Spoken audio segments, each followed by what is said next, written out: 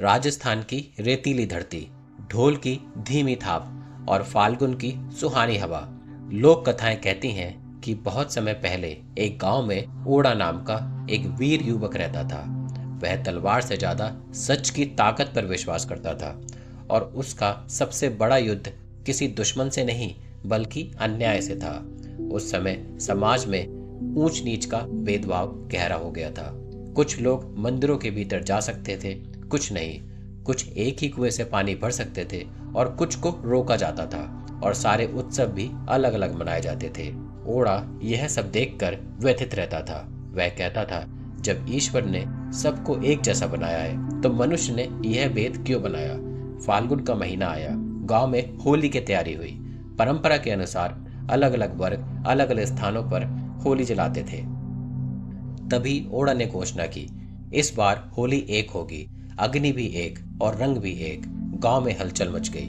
कुछ लोगों ने विरोध किया, कहा यह हमारी परंपरा के विरुद्ध है।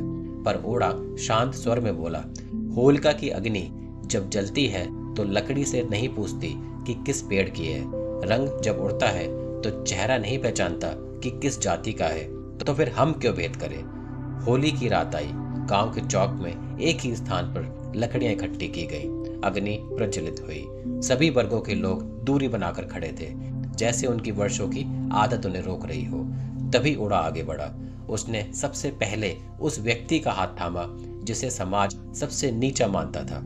उसे अपने साथ ही अग्नि की परिक्रमा करवाई, फिर उसके माथे पर रंग लगाया। कुछ क्षण के लिए सन्नाटा सा छा गया। फिर एक एक करके लोग आगे आने लगे। रंग उड़ने लगे, हंसी गूंजने लगी, ढोल बज उठे। उस दिन पहली बार गांव ने मिलकर होली खेली। कहा जाता है कि उस एक रात ने वर्षों की दूरी मिटा दी। अग्नि में केवल लकड़ियां नहीं जली, भेदभाव भी जले, अहंकार भी जले, और रंगों ने केवल चेहरे नहीं रंगे, दिलों को रंग दिया।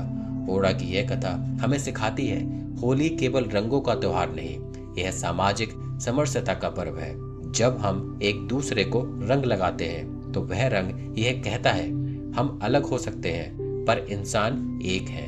शायद यही होली का सच्चा अर्थ है, भेद मिटाना, दिल मिलाना और समाज को एक रंग में रंग देना।